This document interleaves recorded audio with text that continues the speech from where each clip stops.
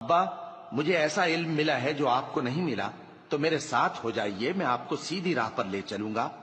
ابا شیطان کی پوجا نہ کیجیے، بے شک شیطان اللہ کا نافرمان ہے۔ ابا مجھے ڈر لگتا ہے کہ آپ کو اللہ کا عذاب آ پکڑے تو آپ شیطان کے ساتھی ہو جائیں۔ اس نے کہا کہ ابراہیم کیا تو میرے معبودوں کے خلاف ہے؟ اگر تو باز نہ آئے گا تو میں تجھے سنسار کر دوں گا اور تو ہمیشہ کے لیے مجھ سے دور ہو جا۔ ابراہیم نے سلام علیکم کہا اور کہا کہ میں آپ کے لیے اپنے پروردگار سے بخشش مانگوں گا، بے شک وہ مجھ پر نہایت مہربان ہے، اور میں آپ لوگوں سے اور جن کو آپ اللہ کے سوا پکارا کرتے ہیں ان سے کنارہ کرتا ہوں اور اپنے پروردگار ہی کو پکاروں گا۔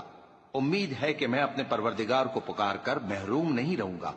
اور جب ابراہیم ان لوگوں سے اور جن کی وہ اللہ کے سوا پرستش کرتے تھے الگ ہو گئے تو ہم نے ان کو اسحاق اور اسحاق کو یعقوب بخشے اور ہر ایک کو پیغمبر بنایا، اور ہم نے ان کو اپنی رحمت سے بہت سی چیزیں عنایت کی اور ان کا ذکر جمیل بلند کیا۔